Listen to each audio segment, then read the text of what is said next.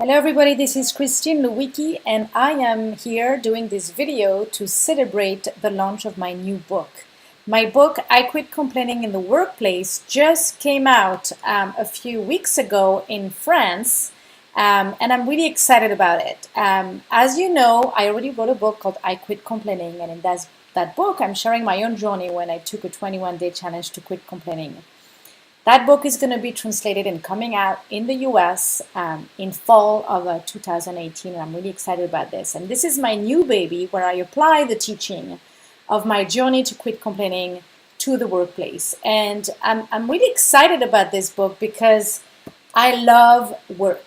I really value work, and I really embarked on this journey to become a coach and now to write books because my passion, my mission, my purpose is to help people be happy at work.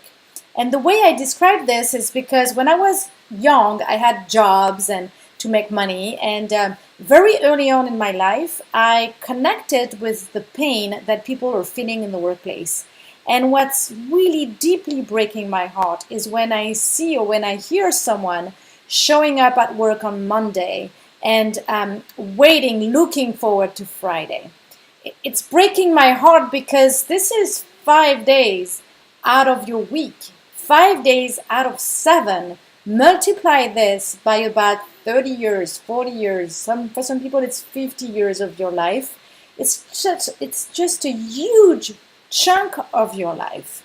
And so what I'm trying to do with my work is to help change this feeling and to help change this reality.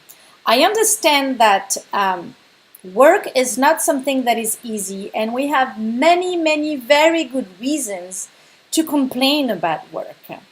But on the other hand, there is also something amazing to live and to experience in the workplace. And this is what this book is about. But in this book, the first thing I do is that I really connect with this idea of why do we have so many reasons to complain in the workplace. And one of the first reasons why we have to complain in the workplace is that we have a job not because we want to, but we have a job because we have to. You know, about more than 80% of the people go to work because they have to pay the rent, they have to pay the mortgage, they have to pay the bills, they have to bring food on the table.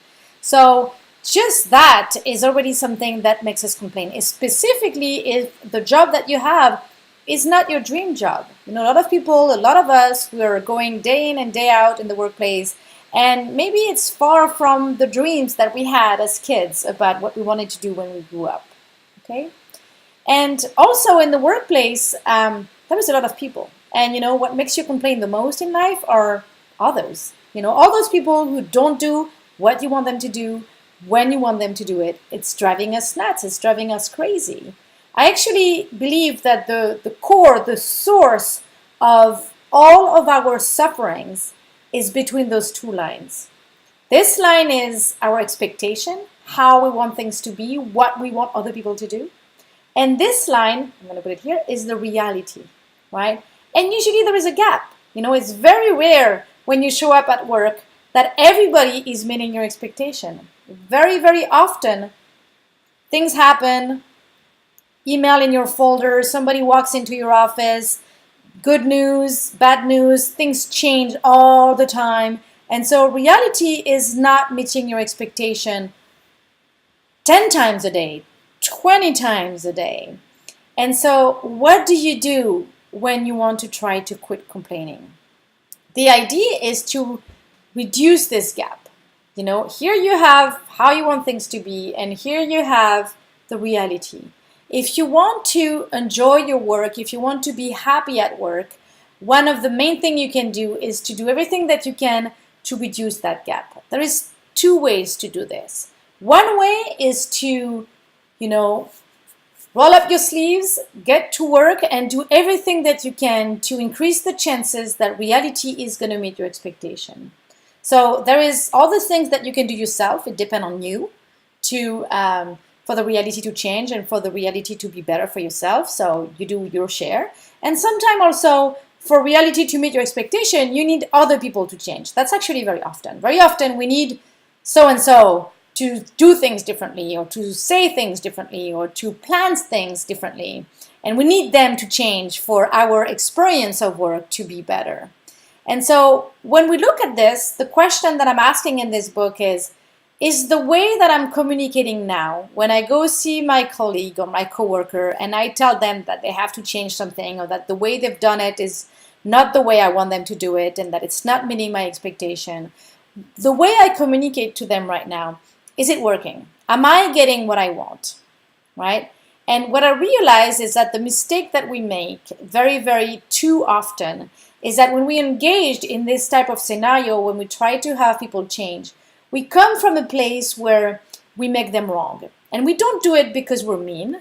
We do it because we have this idea that if they understand that they made a mistake, or they've done it wrong, then they will understand that they have to change. So we have this habit of walking into this type of conversation trying to be right and trying to make people wrong. Again, not because we're mean, but because we feel that this is how we need to handle it for it to change. But what I've learned is that when you make somebody wrong, that person is not interested to cooperate. I'm going to go to the person and I'm going to complain to them, and I'm going to point fingers, again, not because I'm mean, but because I have a genuine desire to help them change. But I'm actually going to get the opposite reaction. When I make somebody wrong, I'm hoping that the person is going to come closer to my problem, but they actually want to walk away from me. Like, they're not interested in making them wrong. I don't know about you, but for me, I am not interested in being made wrong. So if somebody comes to me and makes me wrong, I want to walk away. And another option, if I don't want to walk away, is I want to fight back, and I want to prove to them that actually I am right and they're wrong. And now the whole dynamic is about who's right and who's wrong, instead of being about how can we improve the situation so that we don't have to deal with that frustration, and we can have a better day together, and we can move forward and co-create and have a good time. So my big revelation for me is that when I complain to my coworker, I do it from a place where I genuinely want to improve the situation, and I really want them to understand that they need to change. But by pointing fingers and making them wrong, I'm actually using a strategy that is creating the opposite of what I want. People are either walking away from me, either physically or mentally, or they're going to fight back with me. Eventually, some people are going to bend and they're going to give me what I want. But they're only going to do it because I used power over them. I obtain obedience, right? Because maybe I'm the boss, maybe I'm their manager. So I obtain obedience. But the problem is that for me to have this again tomorrow, I'm going to have to use force again. And this is exhausting. A lot of people decide to read this book and to embark on this journey to quit complaining in the workplace because they realize that it's not working, and it's exhausting. It's exhausting to use this power conversation and this power dynamic in the workplace so that we can all move faster, better together, because of course we have too much work and too little time to reach all the deadlines and all the obligations that we have and the workload that we have to deal with. So when we want to reduce this gap, one way is I'm going to do everything that I can to improve the situation. The other way is to look at how can I communicate with my coworkers in a way where they're not going to walk away from me, they're not going to fight with me, and they're not going to just bend and obey, but they're going to cooperate with me. How do I need to address the problem? How do I need to speak to them so that they will want to cooperate to the problem? So that's the two ways to bring the reality higher so that it's going to meet my expectation. Now, another thing that you can do if you want to suffer less is to lower your expectation. And I know that when I say that in the workplace, people freak out. They're like, no, I cannot lower my expectation because my boss is looking at me, or because we have high expectation. Like I work in a company, it's a pharmaceutical company, and if they don't want to lower their expectation because they don't want to kill people, right? They are responsible for the health of people, and they need all the criteria to be met, right? I understand that, definitely. That's not what I'm talking about, okay? But sometimes we get so upset, we get so frustrated for things that don't matter. There is many areas, many battles that we don't have to fight. So here it's really an invitation for you to choose your battles. If it's really important, then yes, do whatever you can to improve the situation and change the way you interact with the people involved around the problem so that you're going to create the condition for cooperation. But also in the meantime, look at your battles and really decide, do I really want to fight those battles? Is there some that I can just drop because they don't matter and they're more of a power dynamic? Like I'm more interested in trying to be right and making them wrong, and it doesn't really matter, right? So choosing your battle is also, and surrendering sometime to the reality, is sometime also a very good way to have a better experience, to have a better day, to have a better work day, because that's what this is all about in the end. You know, when I write this book about I quit complaining in the workplace, it's not about making my boss happy. It's not about making more money. It's not about being more successful. It's about having a better day.